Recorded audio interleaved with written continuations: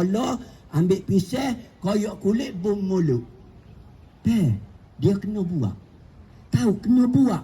Benda tu barulah berjaya. Okey? Lepas ni insya-Allah kalau kita panjang umur kita jumpa lagi.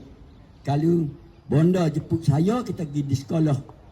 Adik-adik tak say dah bonda pula mari cerita ke saya.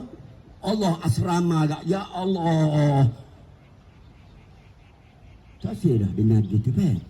Sebab anda dalam sekolah anda kena ingat mak ayah kita susah cari piti.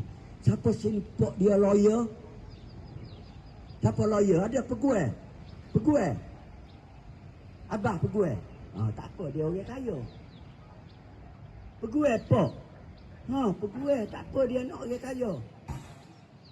Siapa sini bapak dia doktor, mak dia doktor lah. Doktor. Doktor. Siapa